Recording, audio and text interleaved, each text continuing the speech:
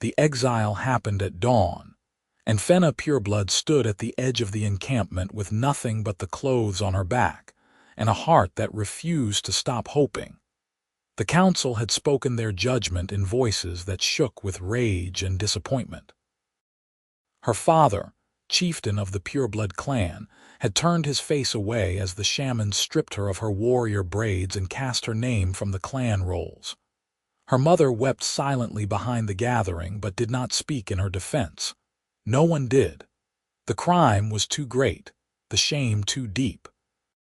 She had been seen speaking tenderly with a human man at the trading post 3 moons ago, caught returning from his homestead with wildflowers in her hair, and finally discovered leaving gifts at his doorstep like some lovesick fool. The elders called her tainted, corrupted, a betrayal of everything their ancestors had fought to preserve. Orcs did not consort with humans. Humans were the enemy, the oppressors, the ones who had driven their people into the harsh mountain territories generations ago. To love one was to spit on the graves of every orc who had died defending their right to exist. But Fenna could not make her heart obey the old hatreds. She had met Xander Calloway by accident 6 months ago when she was hunting alone in the borderlands. He had been repairing a fence on his property, singing quietly to himself when her tracking had led her past his fields. Their eyes met across the distance. She expected fear or anger. Instead, he had simply nodded respectfully and returned to his work. That small gesture of acknowledgement, of seeing her as a person rather than a monster, had planted something in her chest that grew despite every attempt to uproot it. They met again 2 weeks later at the trading post. She was selling pelts. He was buying seed. When a human merchant tried to cheat her on the price, Xander had spoken up on her behalf, pointing out the quality of her furs and shaming the merchant into fair payment. Afterward, she thanked him stiffly, unused to human kindness. He smiled, and the warmth in his expression made her forget, just for a moment, all the reasons they were supposed to be enemies. The meetings after that were intentional. Brief conversations that stretched longer each time. Shared meals at the boundary between his land and the wild territories. Stories exchanged about their vastly different lives. She learned that he was a veteran who had left military service, disgusted by the brutal campaigns against orc settlements. He had taken his modest savings and bought this remote homestead specifically to distance himself from the prejudice and violence of human cities. He wanted only to live peacefully, to work the land, to harm no one. She told him about growing up in the clan, about the constant pressure to prove herself as a warrior, about the exhausting weight of ancient grudges she had inherited but never chosen. With him, she could breathe. With him, she was simply Fenna, not a symbol of her people's pain or pride. And somewhere in those stolen hours, friendship became something deeper, something that made her heart race when she saw his figure in the distance, something that kept her awake at night, imagining a life that could never be, until the clan found out, until they cast her out, until she was left standing at the edge of everything she had ever known, facing a wilderness that suddenly seemed less frightening than the cold eyes of her own people. She had 2 choices. She could wander into the mountains and carve out a solitary existence, living as an outcast until time or predators claimed her. Or she could walk to the one place where she might find acceptance, even if it meant risking the most devastating rejection of all. Fenna turned south, toward the human farmlands, toward Xander's homestead, toward the only person who had ever made her feel like belonging was possible. The journey took most of the day. Her feet knew the path well from months of secret visits, but this time, every step felt heavier. This time she carried not just her physical weight but the crushing knowledge that she could never go back. The morning sun climbed to midday heat, then began its descent toward evening. Her throat grew parched. Her legs ached, but she did not stop. What if he turned her away? What if his kindness had limits she was about to discover? What if he had only tolerated their friendship because he knew it was temporary, that she would always return to her clan at the end of their meetings? Showing up homeless and exiled might be a burden he never agreed to bear.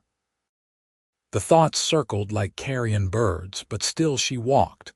His homestead came into view as the sun touched the horizon, painting everything in shades of amber and gold. The small farmhouse sat surrounded by neat fields, a barn, a chicken coop, and a well. Smoke rose from the chimney.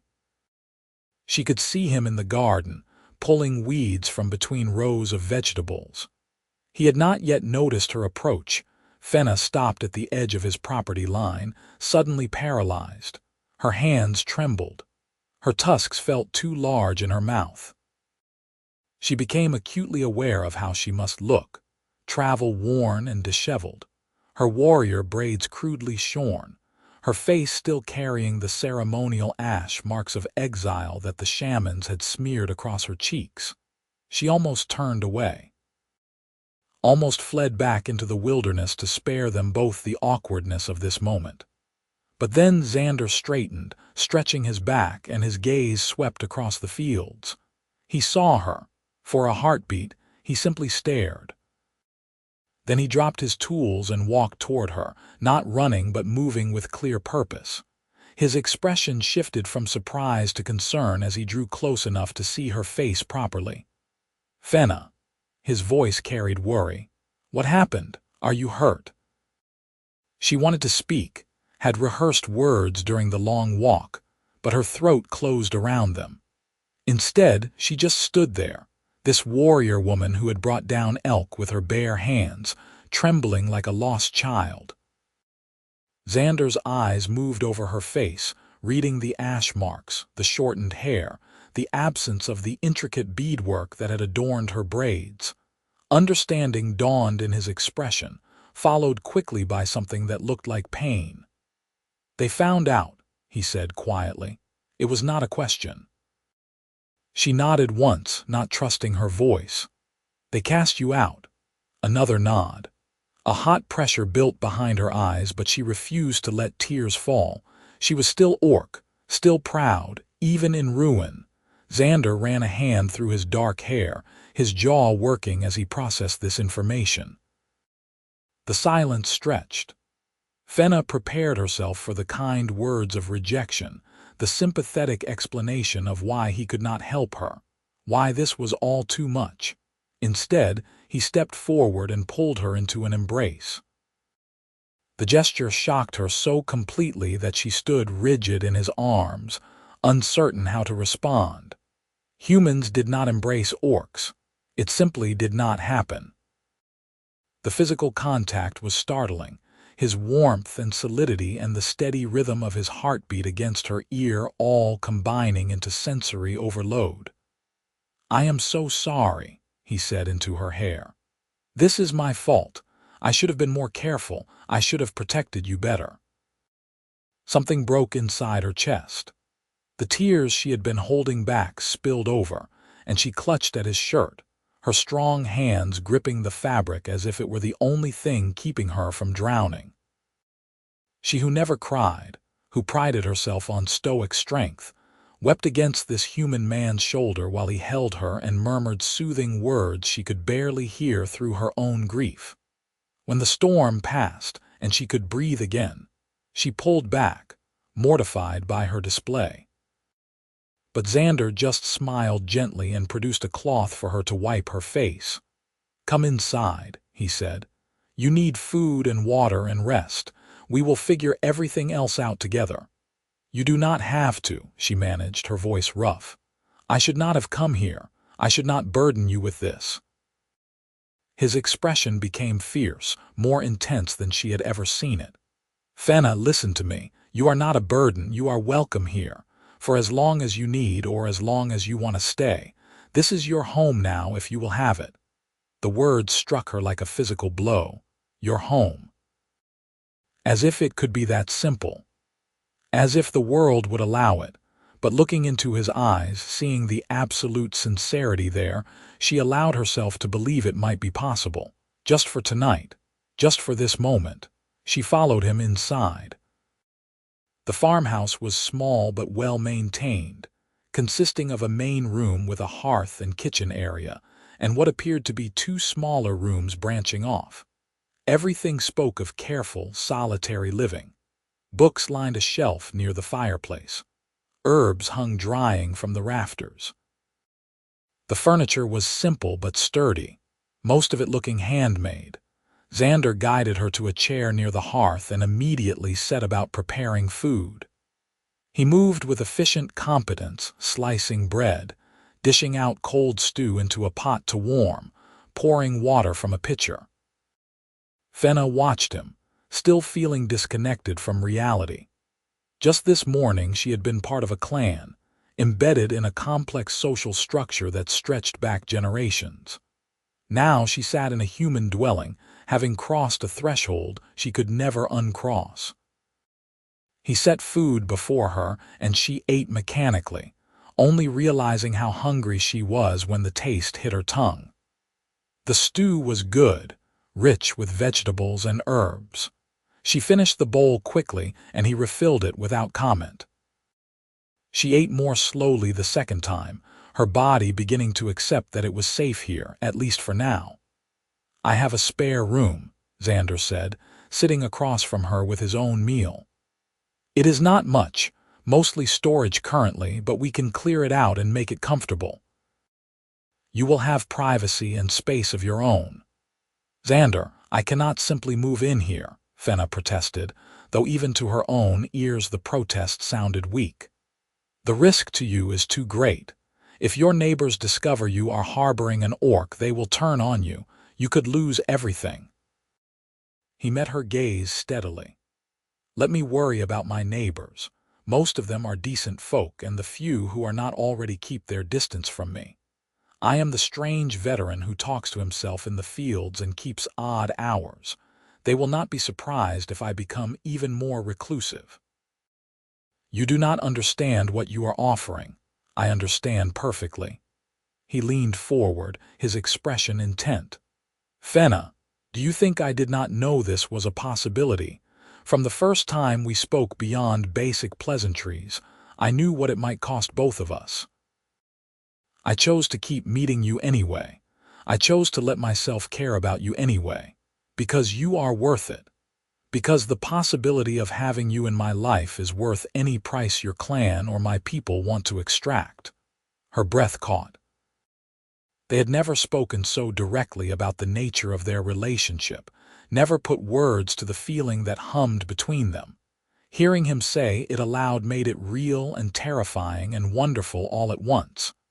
"I feel the same," she admitted, the words emerging soft but clear.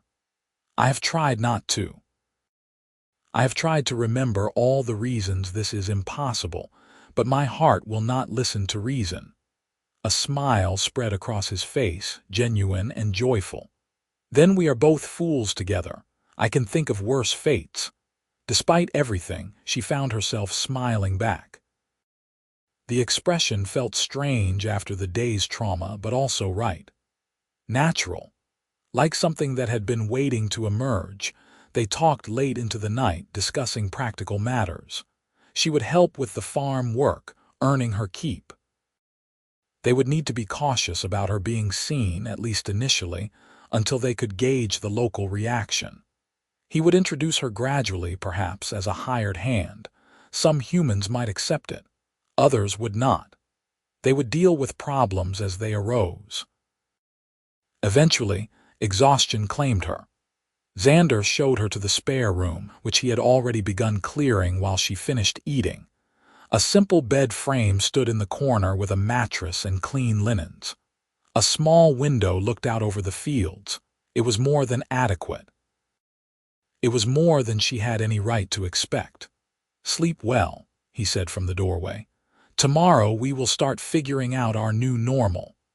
She wanted to thank him properly, to express the magnitude of what he had done for her, but the words felt inadequate. So she simply nodded, and he smiled and closed the door, leaving her alone with her thoughts. Fenna lay on the bed, staring at the ceiling beams, trying to process the fact that her entire life had transformed in the span of a single day. She was no longer Fenna Pureblood of the mountain clans.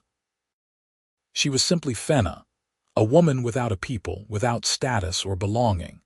Except she was not entirely without belonging. She had Xander. It was a fragile thread on which to hang an entire identity, but it was more than nothing. It was more than she had any right to hope for. She slept deeply, dreamlessly, and woke to the smell of cooking and the sound of someone moving around in the main room. Morning light streamed through her window. For a confused moment, she forgot where she was. Then memory returned, bringing with it a complicated swirl of grief and relief. She rose and found Xander preparing breakfast. He greeted her with easy warmth, as if her presence was entirely natural, as if they had been living this way for years rather than hours.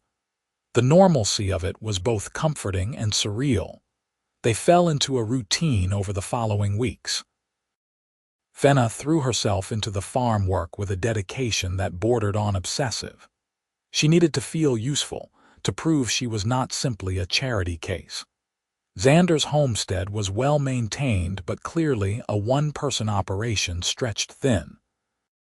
With 2 sets of hands, projects that had languished for months suddenly became achievable.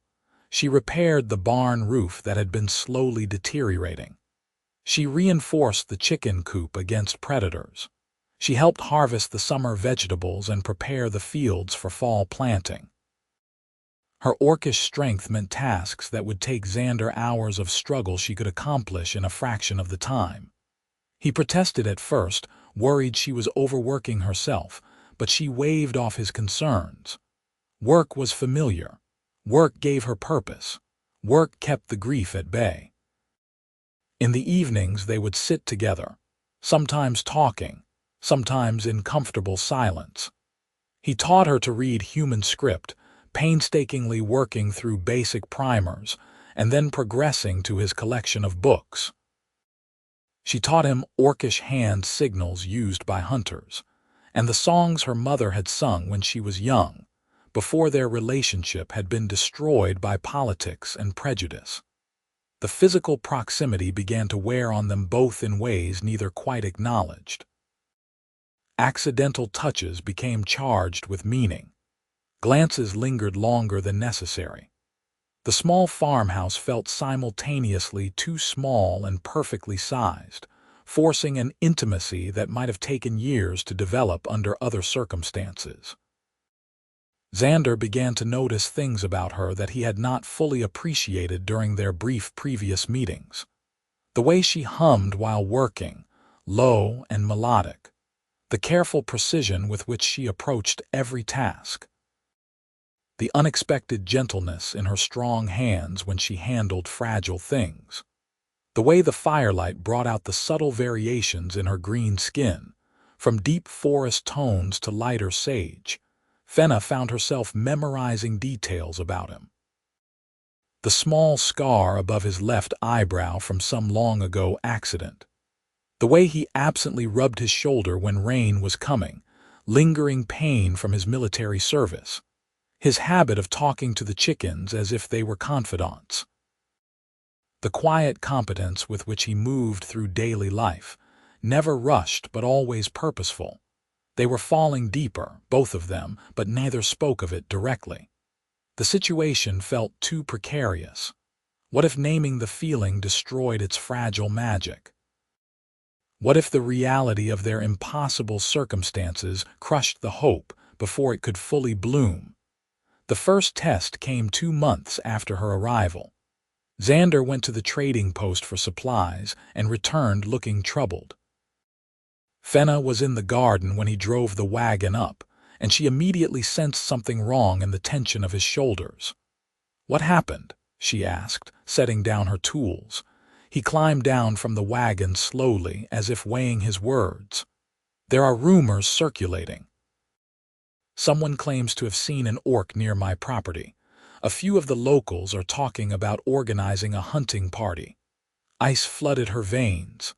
I will leave tonight. I will go deep into the mountains where they will not find me. No. His voice was sharp, brooking no argument. You will not. This is your home now, and I will not let ignorant fear drive you away. Xander, they will kill me if they find me. They may kill you for harboring me. Then we will be careful and clever, but we will not surrender to their prejudice. He took her hands, his grip firm and warm. Trust me, please. She wanted to argue, to insist that protecting him meant leaving, but the plea in his eyes stopped her. He needed her to stay, she realized. This was not just about her anymore. He had built something precious in the small space between them, and asking her to leave would destroy him as surely as her exile had devastated her. I trust you, she said quietly. They developed a system.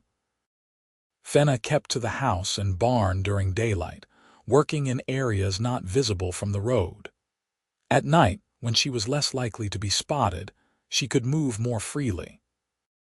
Xander spread casual word at the trading post that he had hired a worker from a distant settlement, someone reclusive who preferred to avoid town. It was not exactly a lie, just a strategic omission of species.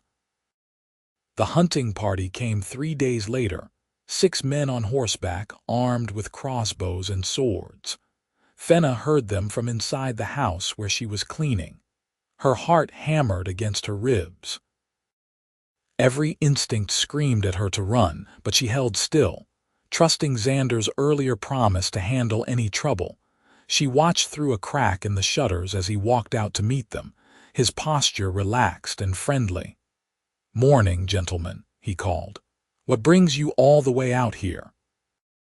Their leader, a grizzled man named Garrett, whom Xander had mentioned before, leaned forward in his saddle. "Had reports of an orc in this area, Callaway. Thought we would check on you, make sure you were safe. Appreciate the concern, but I have not seen any orcs on my property. Just been keeping to myself, working the farm. You sure about that? Folks say they have seen signs. If there was an orc around here causing trouble, do you not think my livestock would be torn apart by now? Everything is peaceful. You are welcome to check the perimeter of the property if it puts your mind at ease, but I would ask that you not trample my fields in the process."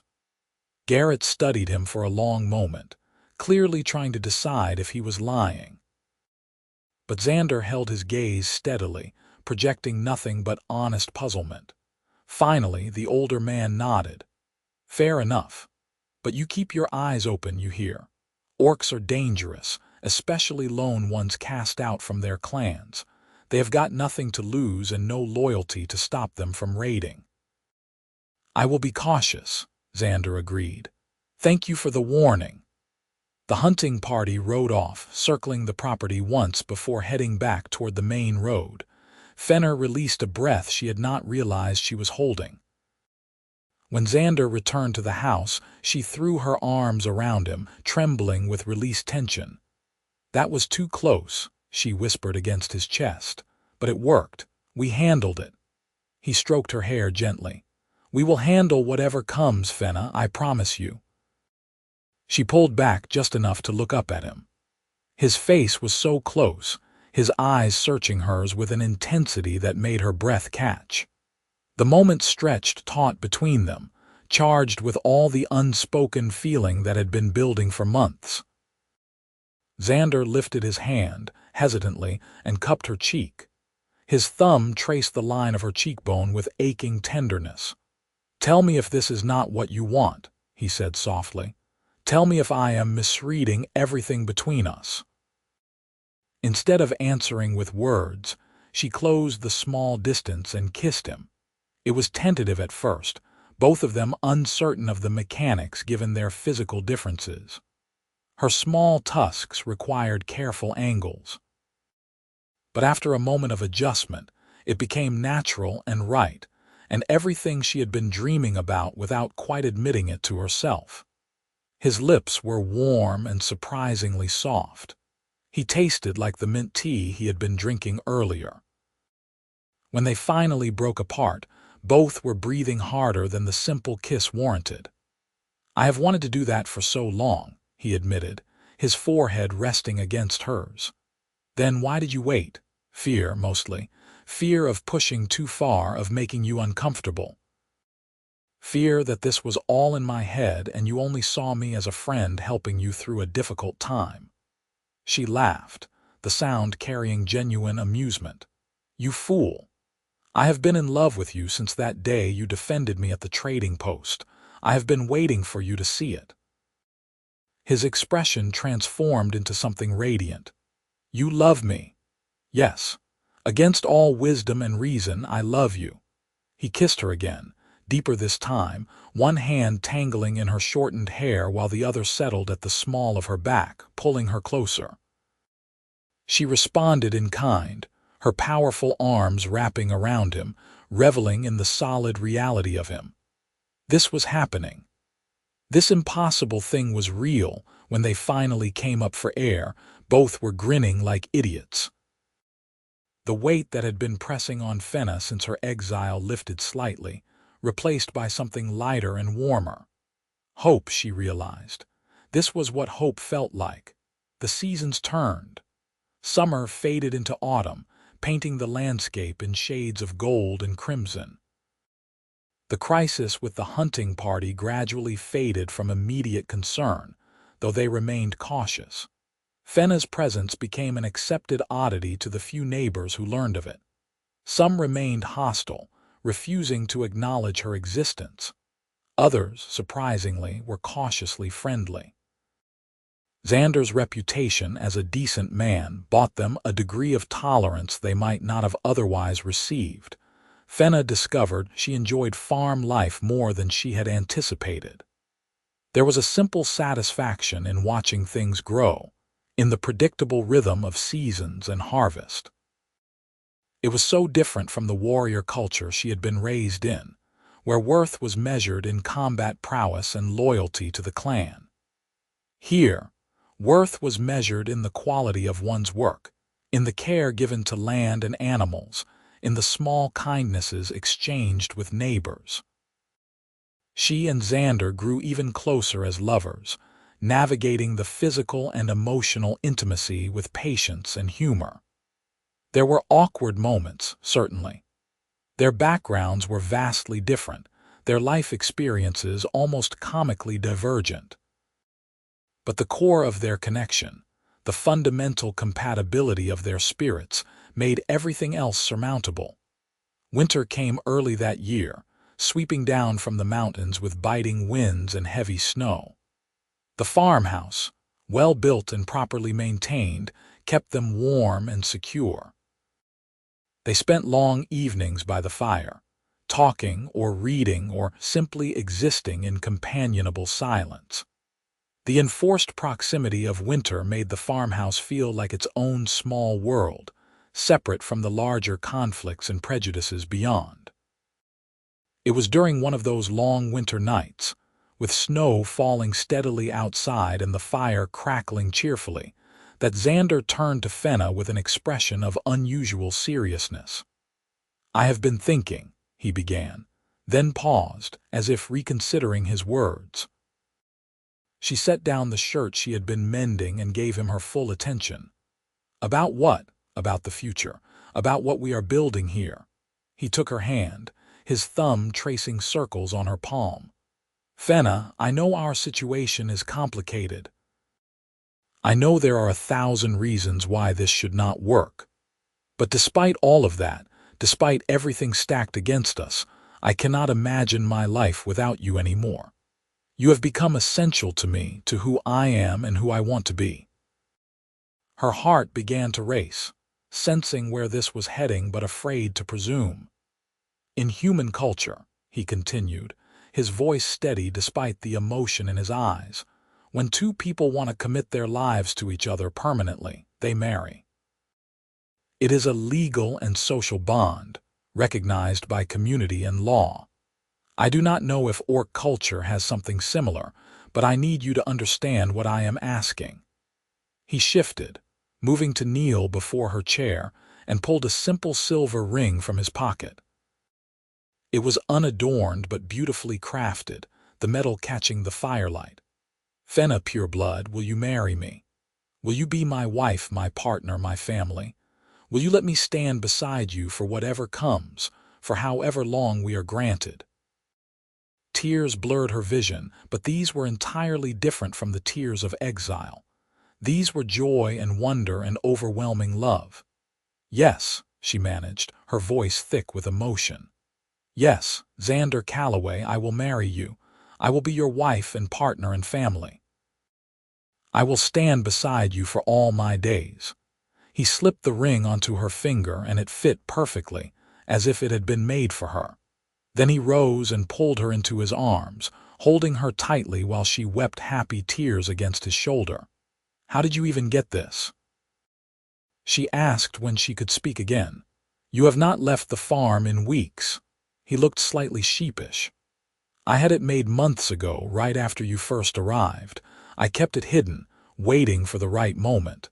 I have known for a long time that I wanted you permanently.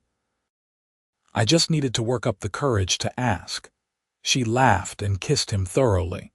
"You are ridiculous and wonderful, and I love you so much." Planning a wedding proved complicated given their circumstances.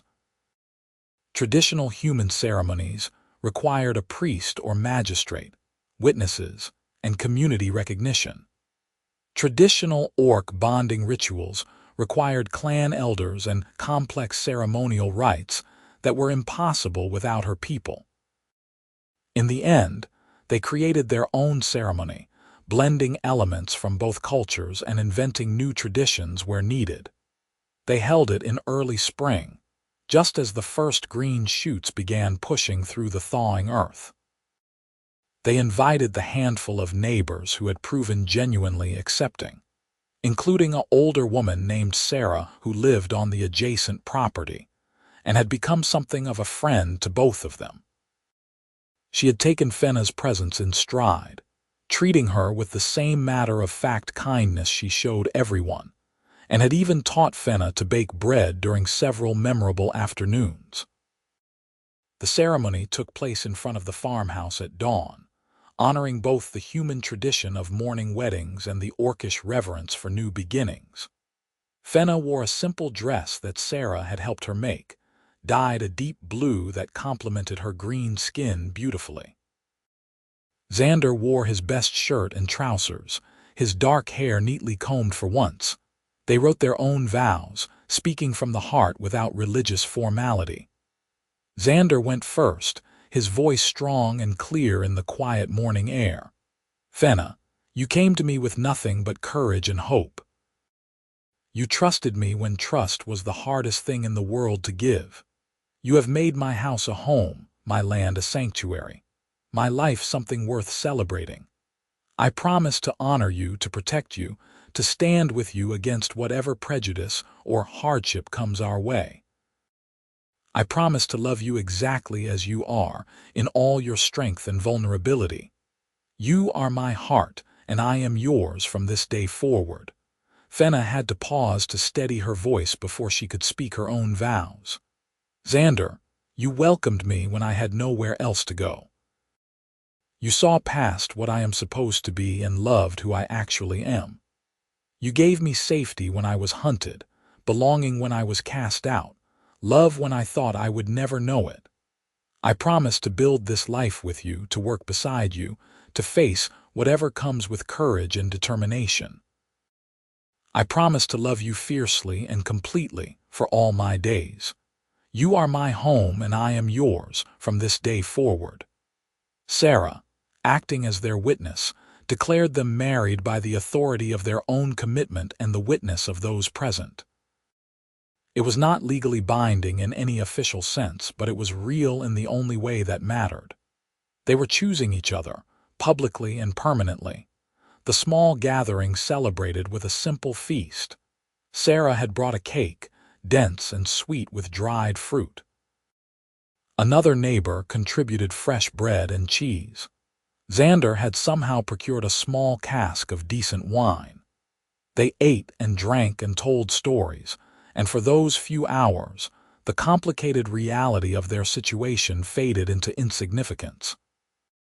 They were simply people, celebrating a wedding, rejoicing in love. As the sun set and their guests departed, Xander swept Fenna into his arms, making her laugh with surprise. "What are you doing?" "Human tradition," he explained, carrying her toward the house. The groom carries his bride over the threshold of their home. It is supposed to bring good luck. We are already inside our home, you realize. Then I will carry you over it again. We can use all the luck we can get. She wrapped her arms around his neck and let him carry her inside, both of them laughing like children. He set her down gently in their bedroom, the one they had been sharing for months but which somehow felt different now. More official, more permanent. They made love slowly, tenderly, taking time to savor every touch and whispered word. This was their wedding night, the formal beginning of a partnership that had already been developing for months. But naming it, claiming it publicly, made it somehow more real and precious. Afterward, they lay tangled together, Fenna's head resting on Xander's chest, his fingers tracing idle patterns on her shoulder. "You ever regret it?" he asked quietly. "Losing your clan, your people, everything you grew up with?" She considered the question seriously. "I grieve it," she said finally. "I miss my mother even though she did not defend me.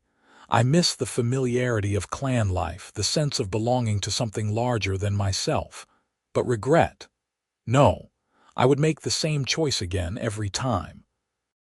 Because the alternative was losing you, and that would have been a worse exile than anything my clan could inflict."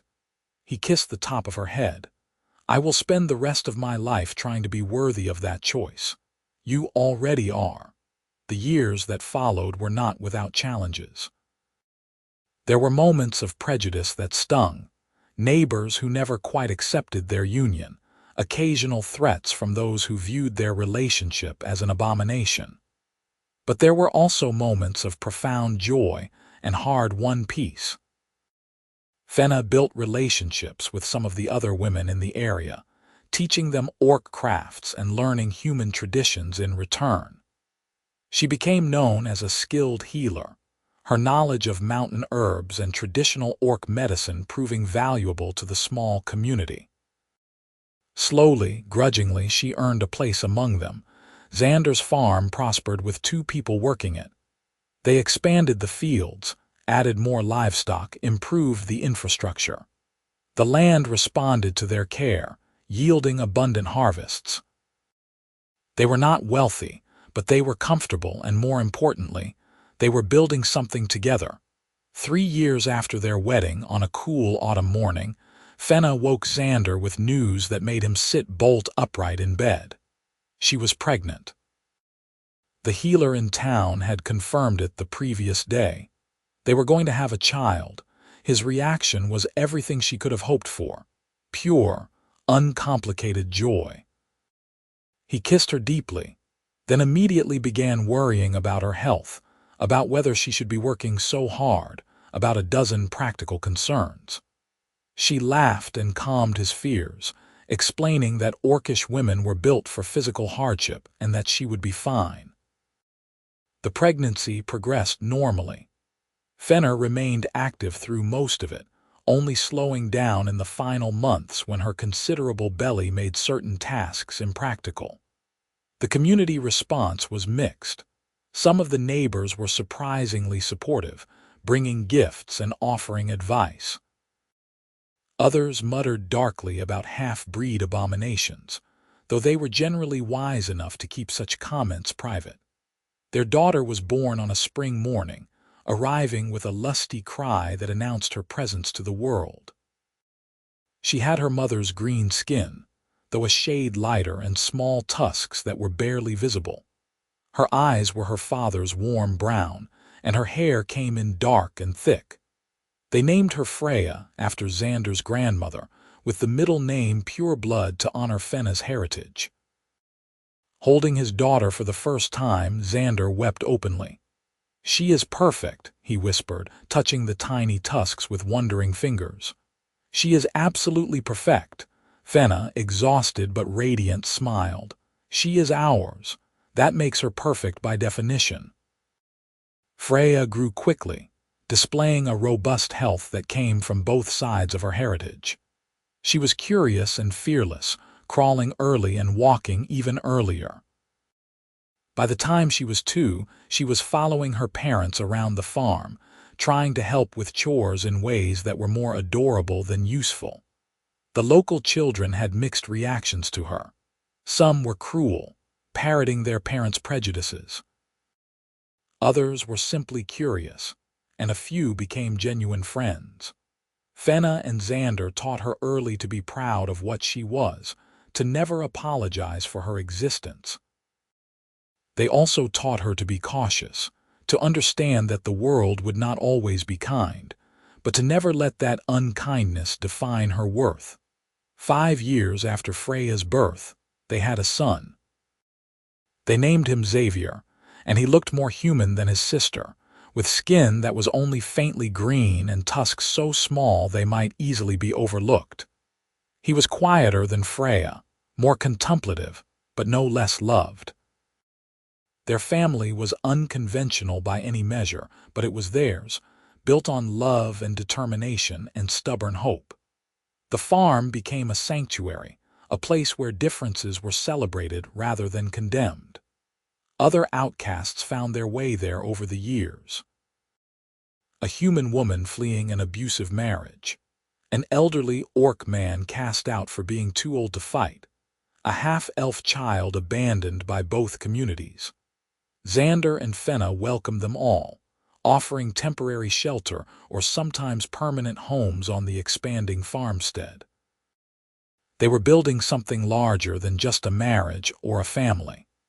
They were building a community based on acceptance, a small pocket of the world where love mattered more than species or heritage.